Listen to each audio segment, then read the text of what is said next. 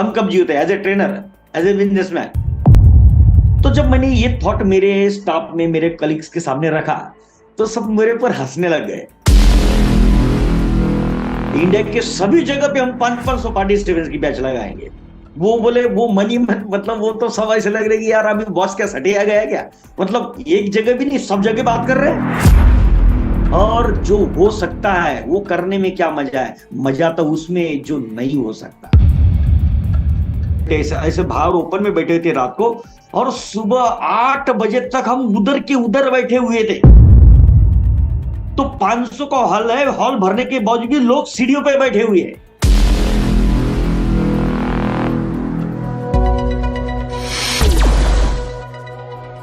दोस्तों, जैसा कि हम हमेशा ही कहते हैं, हमारे पिछले एपिसोड में भी हमने कहा है कि सक्सेस का महामंत्र डेयरिंग है। और आज के इस एपिसोड में आज हमारे साथ में जुड़े हैं मिस्टर अविनाश पाटिल, जो कि इंश्योरेंस इंडस्ट्री के एक बहुत ही कामयाब ट्रेनर हैं। आज हम उनसे बात करेंगे और जानेंगे कि उन्होंने अपनी ज़िंदगी में कौन सी डेयरिंग ली है, ऐसी कोई डेयरिंग जो कि हमें मोटिवेट कर सकती है, इंस्पायर कर सकती है।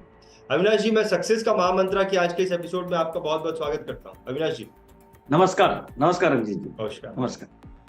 सो अविनाश जी, आपके साथ में हमने जितने भी वीडियो बनाए हैं अब तक, बहुत ज़्यादा इंस्पिरेशन मिला है, बहुत ज़्यादा मोटिवेशन मिला है। और आज का वीडियो तो स्पेशली बना है सक्सेस का मंत्र जानने के लिए। बहुत ज़्यादा मोटिवेशन चाहिए, बहुत ज़्यादा इंस्पिरेशन चाहिए। तो आपने अविनाश जी अपनी लाइफ में कौन सी ऐसी डेयरिंग ली है जो आपको ऐसा लगता है कि हमें बहुत ज़्यादा प्रभावित कर सकती है, मोटिवेट कर सकती है? ओडी ऐसा बहुत टाइम पे हुआ है कि मैंने बोलते ना एक उछाल मारी है अपने प्रोफेशन में, अपने बिजनेस में उछाल मारी है मैंने। तो सर क्या था कि मैं जब 2013 की बात है, 2013 में LIC के सभी प्लान्स बंद हो रहे, सभी प्लान्स बंद होके फिर नए 2014 से शुरू होने, पहले अक्टूबर में, फिर बाद में दिसंबर एंड तक उसका एक्सटेंशन मिला, और 31 दिसंबर 2013 के बाद में LIC के नए प्लान्स आने वाले। तो उस पीरियड में जो माहौल था, जो हमारे अभिकर्ता थे, हमारे डेवलपमेंट ऑफिसर्स थे, उन सभी में बोलते ना शांतता, बोलते ना कि मतलब अभी क्या करें यार, अब पहले इतने 40-50 प्लान थे, अभी इसमें से अगर प्लान ही नहीं रहेंगे तो बेचेंगे क्या, जाएंगे क्या, फिर नया क्या आएगा क्या नहीं आएगा, फिर दुनिया भर की क्या होती है ना, दुनिया भर की अफवाहें बहुत आती है, फिर ऐसा आने वाला है, वैसा आने वाला है, ये होने वाला है, वो होने वाला है। तो बहुत सारे टेंशन में थे, और हर एक को फिर डर था यार, इतने सालों से अगर मतलब ये बिजनेस में है वो, और आगे ये तकलीफ आ गई तो कैसा करेंगे। और मैंने देखा ये हमेशा हर बिजनेस में, किसी भी टाइप का कोई भी बिजनेस हो, हर बिजनेस में every 3 years, after every 3 years, मतलब 3 साल के दौरान में, हर 3 साल के दौरान में कोई ना कोई समस्या आती जरूर है, मतलब चैलेंजेस आते, समस्या को मैं बोलूंगा कि चैलेंजेस आते, जैसे कि कोई मार्केट रिलेटेड चैलेंजेस आते हैं, कभी कोई सिचुएशन रिलेटेड चैलेंजेस आते हैं, कभी अपने पर्सनल चैलेंजेस आ जाते हैं, कभी अपना जो स्टाफ है, अपने जो सराउंडिंग, जो आपके जिनके साथ है उसके रिलेटेड चैलेंज, तो बहुत सारे से चैलेंजेस आ जाते हैं। मगर जो व्यक्ति विद चैलेंजेस को ओवरकम कर लेता है, बोलते ना जो आदमी गिरता है और गिरकर भी उठता है, देखो अच्छा चलते रहता है, मगर ये चैलेंजेस उसके बावजूद भी ऐसी सिचुएशन ला जाते हैं कि अपने को लगता है यार अपन तो अभी गए हैं, अभी आगे कैसा होगा, मतलब जिस फ्लो में चल रहे थे क्या होगा उसका। तो जो आदमी फ्लो में चलता है, अगर उसको रुकने को मिल जाए तो वो बोलते ना वो जगह पे ही हिलने लग जाता है, मतलब हलचल मच जाती है। तो ऐसे टाइम पे सही मौका होता है हम बोलते ना क्वांटम लीप लेने का, उछाल मारने का, अपने कार्य में, अपने प्रोफेशन में, अपने बिजनेस में। तो ऐसा जब मैं मौका था, तब मैंने देखा कि एक मोरल रिस्पॉन्सिबिलिटी मैंने सोची, क्योंकि जो भी मिला है आज तक LIC से मिला है, जो भी मिला है हमारे अभिकर्तागण, हमारे डेवलपमेंट ऑफिसर्स, हमारे इंश्योरेंस एडवाइजर, उनका जो प्यार मिला, जो उन्होंने सम्मान दिया, उसी वजह से मिला। तो मैंने एक एज ए मोरल रिस्पॉन्सिबिलिटी ये समझा कि अभी अगर ये प्लान बंद हो रहे और हमारे अभिकर्ता, देखो हम कब जीवित है as a trainer, as a businessman, है ना, मैं कब जीवित हूं, जब तक भाई मेरे अभिकर्ता, मेरे ऑफिसर, डेवलपमेंट ऑफिसर जो है, अगर उनका इनकम चलता रहेगा, अगर उनका इनकम बढ़ेगा तो हम, नहीं तो हमारी आवश्यकता ही क्या है। तो मेरा ये मोरल रिस्पॉन्सिबिलिटी बनता है कि मैं कुछ करूं और उस टाइम पे फिर मैंने सोचा कि यार ऐसा कुछ करते हैं। मैंने दिवाली पे मतलब उस टाइम पे अक्टूबर नवंबर में सोचा कि ज्यादा से ज्यादा लोगों को मैं प्रेरित कर सकूं इस माहौल में बिजनेस करने के लिए, ज्यादा से ज्यादा एडवाइजर्स को। और तब मेरी भी ट्रेनिंग के बैचेस चलते थे, नॉर्मली 50-60 ऐसे पार्टिसिपेंट्स रहते थे हर बैच में, और ऐसे 4-5 जगह पे मेरे बैचेस चलते थे। ऐसे जो बाकी के भी ट्रेनर्स थे उस टाइम पे सबके ऐसे थे, किसी के 60 ज्यादा से 80 के ऊपर किसी के पार्टिसिपेंट नहीं रहते थे, मतलब एक बैच में। ओके, तब मेरे दिमाग में यह आया क्यों ना अपन ऐसा करें, ज्यादा से ज्यादा लोगों तक पहुंचना है, तो हम एक एक बैच में 500-500 पार्टिसिपेंट्स की एक बैच बनाए। तो जब मैंने ये थॉट मेरे स्टाफ में मेरे कलीग्स के सामने रखा तो सब मेरे पर हंसने लग गए। तो बोलते अरे सर, बॉस अभी अब मुश्किल से अपन 50-60 पार्टिसिपेंट जमा कर पाते हैं और आप सीधा बोल रहे हैं कि 500 पार्टिसिपेंट का बैच बनाएंगे। फिर मैं बोला अरे मैं 500 की बात ही नहीं कर रहा हूं, मैं उल्टा एक जगह पे नहीं बोल रहा हूं, इंडिया के सभी जगह पे हम 500 पार्टिसिपेंट्स की बैच लगाएंगे। वो बोले वो मनी मतलब वो तो सब ऐसे लग रहे कि यार अभी बॉस क्या सटिया गया क्या, मतलब एक जगह भी नहीं सब जगह बात कर रहे हैं। वो बोले कैसे होगा। तो मैंने सबसे पहले उनको सॉल्व, मुझे ये एक बात बता दो, आप कोई भी ट्रेनर बता दो इंडिया में अभी तक कि इस फील्ड में कि उसने जो बैच की है ज्यादा से ज्यादा कितना 60-80 लोगों की होगी बराबर, मगर 500-500 लोगों की बैच आज तक किसी ने बनाई 300, 400, 500 तो नहीं बनाई ना। तो यही मौका है हमारे लिए कि वो गाइडलाइंस देने का कि हाँ ये भी हो सकता है, और जो हो सकता है वो करने में क्या मजा है, मजा तो उसमें जो नहीं हो सकता, तभी तो मजा है। अपने अंदर कितना दम है, कितना पानी है। और मैंने ये सोचा उस टाइम पे कि भाई अगर मुझे 10 रुपया कमाना है तो मैं एक व्यक्ति से ना कमाऊं, इसके बजाय मैं 10 लोगों से एक एक रुपया कमाऊं, तो मैं भी 10 रुपया कमा लूंगा, मगर मैं एक व्यक्ति के जीवन में बदलाव नहीं ला रहा हूं, मैं 10 लोगों के जीवन में बदलाव ला रहा हूं और 10 लोगों के जीवन का उद्धार कर रहा हूं। और ये थॉट जब मैंने मेरे स्टाफ को ये दिया तब तो बोलते ना हिचकिचाहट कौन हिम्मत करेगा। और ये ऑफलाइन बैचेस की बात चल रही है, ऑनलाइन बैचेस की बात नहीं है, ऑफलाइन की बात है। अब वो सब बोल रहे एक तो ऑफलाइन है फिर कैसे करेंगे, और ये मैं नवंबर में ये बात बताई मगर किसी ने ध्यान नहीं दिया, किसी मेरे मतलब कोई एक्शन में नहीं उतरा, मेरा कोई स्टॉप एक्शन में नहीं उतरा। नवंबर चला गया, दिसंबर आ गया, फिर भी कोई हलचल नहीं, इधर से कोई भी इंडिकेशन नहीं कि भाई इसके लिए कुछ कर रहे हैं। मैं बीच में बार बार बोल रहा हूँ कोई बात नहीं। फिर नॉर्मली क्या होता है कि मैं हमेशा मेरे स्टाफ को जो है 31 दिसंबर को हम लोग आउट बाहर लेके जाता हूँ मैं 2 दिन के लिए, है ना, एंडिंग के लिए, तो न्यू ईयर के लिए। तो ऐसे ही फिर ये 31 दिसंबर को, और मैं हर टाइम पे फिर 31 दिसंबर को नया प्रण लेता हूं कि मतलब ये कर गुजरना है। अब तब तक क्या चल रहा था, तब तक मेरे दिमाग में चल रहा था कि मुझे ये करना है, मगर एक्शन में उतारने के लिए जो मैं प्रयास कर रहा था वो शायद तब तक बराबर नहीं बैठ रहे थे। तो मैंने 31 दिसंबर को मैं हमेशा एक मीटिंग लेता हूँ रात को, सब लोग बैठे रहते हैं शुरू में, ऐसे टाइम पे मैं मीटिंग लेता हूँ और मेरा पूरा स्टाफ था शुरू में, और ऐसे टाइम पे मैंने ये थॉट वापस रखा। और जो मीटिंग चली हमारी, पूरी रात भर मीटिंग चली, आप यकीन नहीं मानोगे, हमारी मीटिंग सुबह हम लोग एक जगह पे मतलब हम कहना एक वाड़ी लिया था, मतलब खेत में कोकोनट था ना, वाड़ी में बैठे ऐसे बाहर ओपन में बैठे थे रात को, और सुबह 8 बजे तक हम उधर के उधर बैठे हुए थे, और सुबह 8 बजे तक सिर्फ मैं उनके दिमाग में बटन डालने की कोशिश कर रहा था कि हर नामुमकिन लगने वाला काम संभव है, बशर्ते अगर आपके दिल में वो चाहत है। बोलते ना, शाहरुख खान का भी एक डायलॉग है, अगर तुम किसी चीज को शिद्दत से चाहो, दिल से चाहो, तो पूरी कायनात उसे मिलाने में साजिश करती है।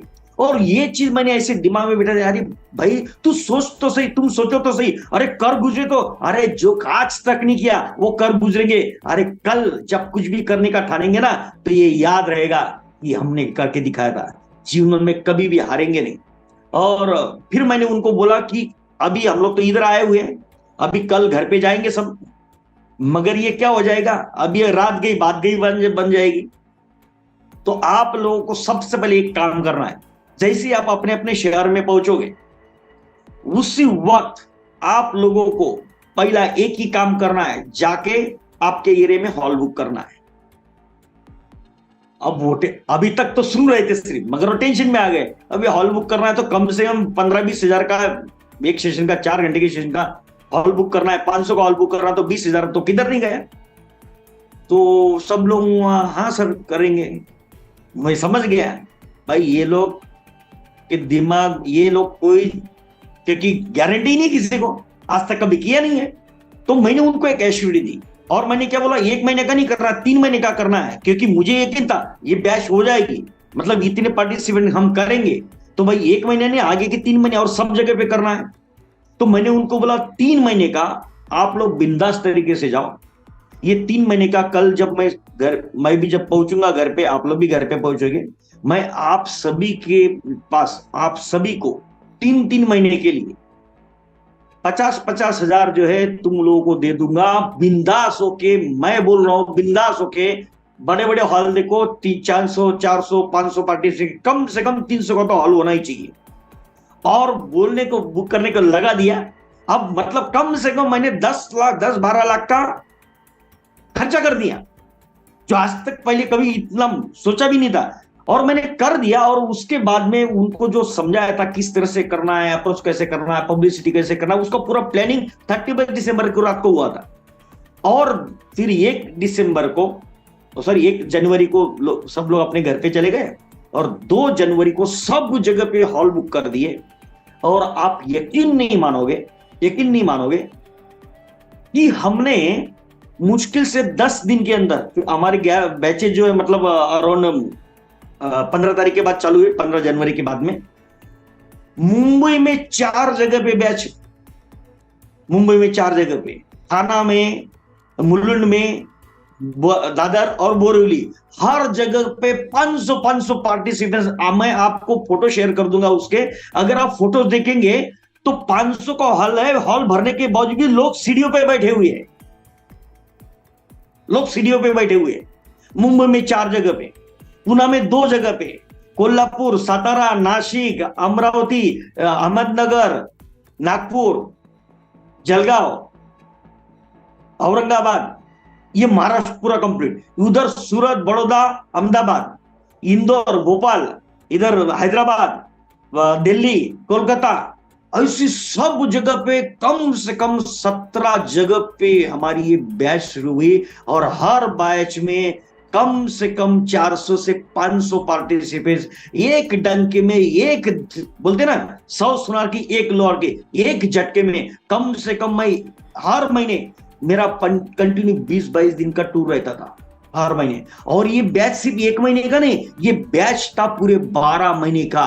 हर जगह पे पूरे 17 शहर में 12 महीने से, जनवरी से लेकर दिसंबर तक की ये बैच हमने क्रिएट की थी।